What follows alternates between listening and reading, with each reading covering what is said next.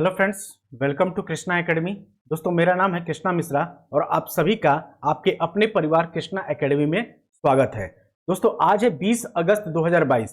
तो आज के हम लोग कुछ महत्वपूर्ण करंट अफेयर्स को देखेंगे।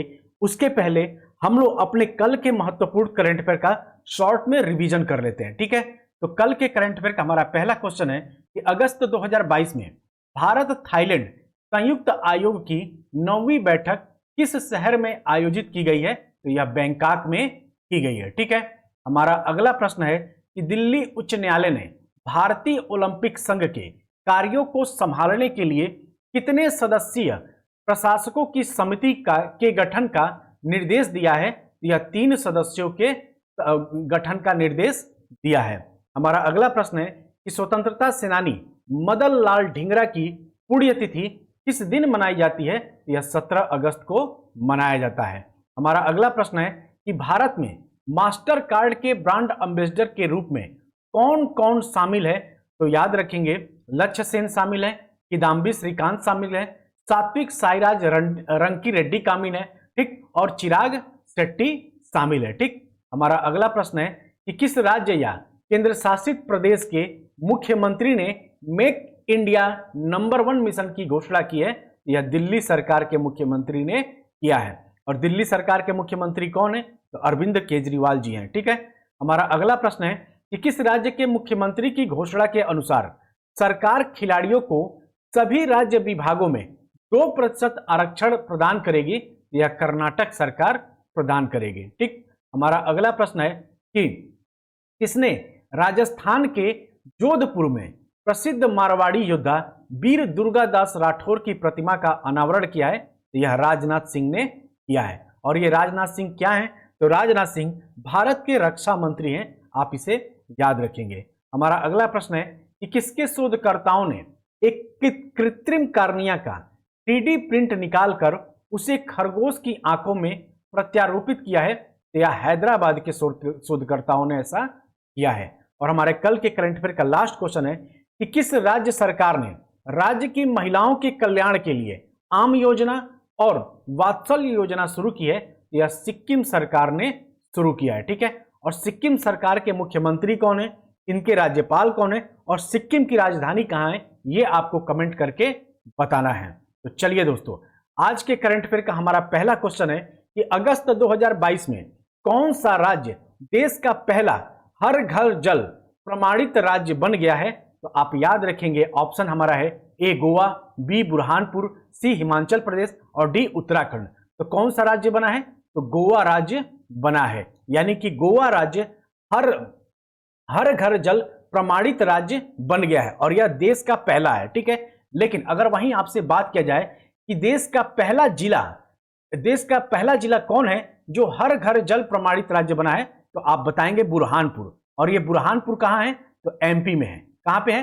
तो एमपी में है, आप इसे याद रखेंगे। यानी कि गोवा और दादर और नागर हवेली तथा दमन दीव क्रमशः देश के पहले हर घर जल प्रमाणित राज्य और केंद्र शासित प्रदेश बन गए। तो अगर आपसे केंद्र शासित प्रदेश पूछेगा कि देश का पहला केंद्र शासित प्रदेश कौन सा केंद्र शासित प्रदेश हर घर जल प्रमाणित राज्य बन गया है, तो आप याद रखेंगे दादर और नागर हवेली और दमन दीव, ये दोनों बन गए हैं हमारे हर घर जल प्रमाणित केंद्र शासित प्रदेश। ठीक है, और ये देश के पहले भी हैं। ठीक, इस राज्य और केंद्र शासित प्रदेश में अब सभी गांवों के लोगों को नल जल कनेक्शन के माध्यम से सुरक्षित पेयजल उपलब्ध है। अगस्त 2019 में शुरू किए गए जल जीवन मिशन, आपसे क्वेश्चन पूछ लेगा कि जल जीवन मिशन की शुरुआत कब हुई थी, तो आप इसे कहीं नोट कर लेंगे कि अगस्त 2019 में हुआ था। तो अगस्त 2019 में शुरू किए गए जल जीवन मिशन का उद्देश्य 2024 तक देश के हर घर में पीने योग्य नल का पानी उपलब्ध कराना है। ठीक है, हमारा अगला प्रश्न है कि किस शहर में केंद्रीय मंत्री नितिन गडकरी ने भारत की पहली इलेक्ट्रिक डबल डेकर बस का अनावरण किया है? तो ऑप्शन है हमारा नई दिल्ली, बी है मुंबई, सी है कोलकाता और डी है गोवा। तो याद रखेंगे, मुंबई में अनावरण किया गया है। यानी कि केंद्रीय मंत्री नितिन गडकरी ने भारत की पहली इलेक्ट्रिक डबल डेकर बस का अनावरण कहां किया है? तो मुंबई में किया है। यानी कि राजमार्ग और सड़क परिवहन मंत्री नितिन गडकरी ने 18 अगस्त 2022 को मुंबई में भारत की पहली इलेक्ट्रिक डबल डेकर बस का अनावरण किया है? इसे अशोक लेलैंड की सहायक कंपनी स्विच मोबिलिटी लिमिटेड ने इस विशिष्ट electric bus double decker bus का निर्माण किया है, जिसे स्विच ईव 22 किस नाम से जाना जाता है? तो स्विच ईव 22 के नाम से जाना जाता है। ठीक है, हमारा अगला प्रश्न है कि वित्तीय सेवा संस्थान ब्यूरो ने नाबार्ड के अध्यक्ष के पद के लिए किसकी सिफारिश की है? ऑप्शन ए हमारा मोहम्मद मुस्तफा, ऑप्शन बी हमारा तपन कुमार डेका, ऑप्शन सी हमारा नितिन गुप्ता और ऑप्शन डी हमारा निधि छिब्बर। तो याद रखेंगे कि वित्तीय सेवा संस्थान ब्यूरो ने नाबार्ड के अध्यक्ष के रूप में किसकी सिफारिश की है? तो मोहम्मद मुस्तफा की सिफारिश की है। ठीक है, वहीं अगर तपन कुमार डेका की बात किया जाए तो तपन कुमार डेका आईबी के प्रमुख हैं, इंटेलिजेंस ब्यूरो के प्रमुख है। ठीक, उसी तरीके से नितिन गुप्ता कौन है? तो नितिन गुप्ता सीबीडीटी के अध्यक्ष हैं। ठीक, वहीं अगर बात किया जाए निधि छिब्बर की तो निधि छिब्बर सीबीएसई बोर्ड की अध्यक्ष हैं, आप इसे याद रखेंगे। ठीक है, यानी कि वित्तीय सेवा संस्था ब्यूरो यानी कि एफएसआईबी ने 17 अगस्त 2022 को नाबार्ड के अध्यक्ष के पद के लिए मोहम्मद मुस्तफा की सिफारिश की है। ठीक, 1995 बैच के आईएएस अधिकारी मुस्तफा ने अखिल भारतीय यानी भारतीय लघु उद्योग विकास बैंक के अध्यक्ष और प्रबंध निदेशक के रूप में कार्य किया है।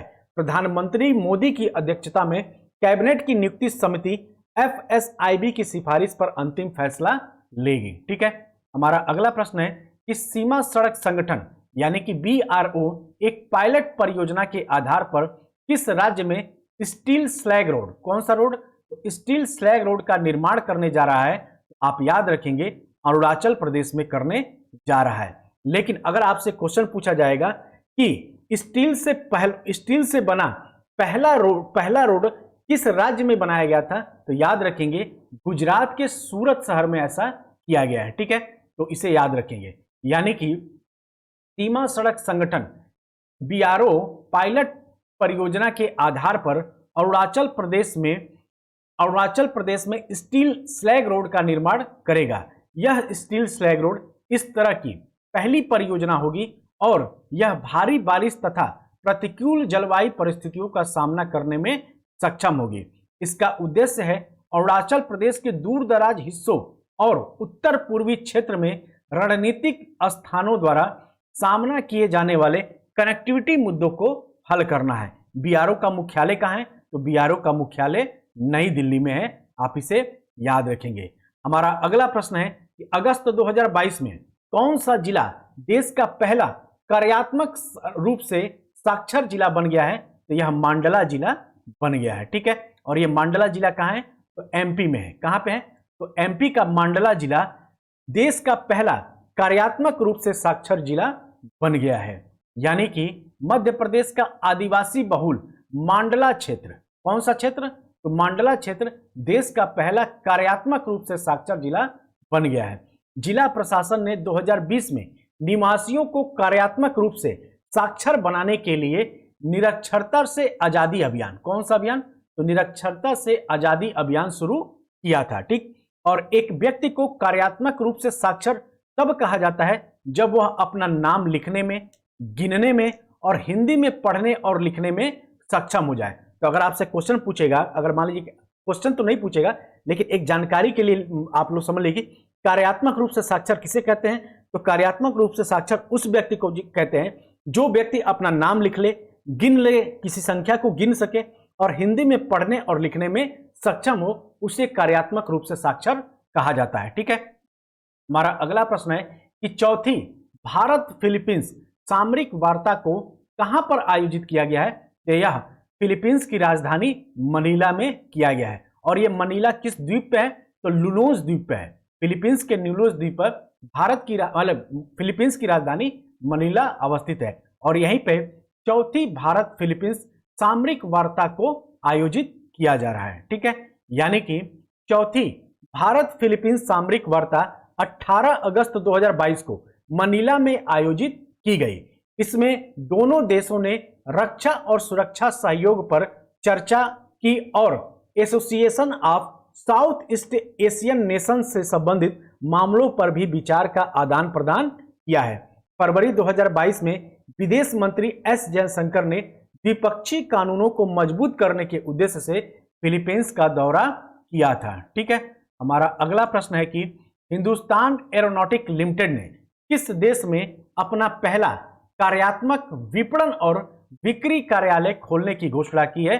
तो कहां किया है? तो याद रखेंगे मलेशिया में किया है। ठीक, यानी कि हिंदुस्तान एरोनॉटिक लिमिटेड ने 18 अगस्त 2022 को मलेशिया के कुआलालंपुर में अपना पहला अंतर्राष्ट्रीय विपणन और बिक्री कार्यालय खोलने के लिए एक समझौता ज्ञापन पर हस्ताक्षर किए हैं। मलेशिया में यह कार्यालय फाइटर लीड इन ट्रेनर के लिए नए व्यावसायिक अवसरों का दोहन करने में HAL की मदद करेगा और यह HAL को दक्षिण पूर्वी एशिया में अपनी सेवा के विस्तार करने में भी मदद करेगा। अगर मैं आपसे पूछूं कि HAL का मुख्यालय कहां है तो आप बताएंगे बेंगलोर में। ठीक, अध्यक्ष कौन है HAL के? तो R माधवन है, आप इसे याद रखेंगे। हमारा अगला प्रश्न है कि कौन सा राज्य Rajiv Gandhi advance technology centre का उद्घाटन करने के लिए तैयार है? तो यह राजस्थान राज्य तैयार है। ठीक, और राजस्थान राज्य के मुख्यमंत्री कौन है? तो अशोक गहलोत हैं। ठीक, आप इसे याद रखेंगे। यानी कि तकनीकी स्नातकों को अधिक रोजगार परक बनाने के उद्देश्य से राजस्थान सरकार ने Rajiv Gandhi advance technology centre, कौन सा सेंटर? तो Rajiv Gandhi advance technology centre या RSET का उद्घाटन करने के लिए तैयार है। इसका उद्घाटन मुख्यमंत्री अशोक गहलोत द्वारा 20 अगस्त 2022 को 2 दिवसीय DG फेस्ट 2022 के दौरान किया जाएगा। RSET स्नातकों के लिए 1 सप्ताह से 6 महीने तक की अवधि के साथ उन्नत और उभरती सूचना प्रौद्योगिकी पर प्रशिक्षण कार्यक्रम आयोजित करेगा। ठीक है, हमारा अगला प्रश्न है कि किस बैंक ने एक अनोखी पहल के अंतर्गत उत्तरी केरल के कोझिकोड में एक ऐसी शाखा खोली है जो पूर्ण रूप से केवल महिला कर्मचारियों द्वारा संचालित होती है? तो ऑप्शन ए हमारा HDFC बैंक, बी है हमारा SBI बैंक, सी है हमारा ICI बैंक और डी है हमारा देना बैंक। तो याद रखेंगे ऐसा HDFC बैंक ने किया है। यानी कि HDFC बैंक ने एक अनोखी पहल के अंतर्गत उत्तरी केरल के कोझिकोड में एक ऐसी शाखा खोली है जो पूर्ण रूप से केवल महिला कर्मचारियों द्वारा संचालित है और इस शाखा में 4 महिला बैंकर होंगी और बैंक के अनुसार 31 मार्च 2022 तक कार्यबल में महिलाओं की संख्या 21.7% थी और बैंक की योजना के अनुसार इस संख्या को 2025 तक 25% तक बढ़ाना है। ठीक, और आज के करंट अफेयर का हमारा लास्ट क्वेश्चन है, किस दिन को विश्व मानवता दिवस के रूप में मनाया जाता है? तो आप याद रखेंगे 19 अगस्त को मनाया जाता है। और 17 अगस्त को क्या मनाया जाता है? तो 17 अगस्त को मदन लाल ढींगरा की पुण्यतिथि मनाया जाता है। यानी कि हर साल 19 अगस्त को विश्व मानवता दिवस मनाया जाता है। इसका उद्देश्य उन लोगों को श्रद्धांजलि अर्पित करना है जिन्होंने सभी बाधाओं के खिलाफ मानवतावादी सेवा के लिए अपने प्राणों की आहुति दी। ठीक, यह पहली बार यानी कि यह विश्व मानवता दिवस पहली बार कब मनाया गया था? तो 2009 में मनाया गया था और यह इराक में संयुक्त राष्ट्र के विशेष प्रतिनिधि सर्जियो विएरा डी मेलो की याद में मनाया जाता है। किसकी याद में मनाया जाता है? तो सर्जियो विएरा डी मेलो की याद में मनाया जाता है जो 2003 में बगदाद में एक बम हमले में मारे गए थे। और विश्व मानवता दिवस यानी विश्व मानवतावादी दिवस 2022 की थीम क्या है? इट टेक्स अ विलेज है। क्या है इस बार की थीम क्या है?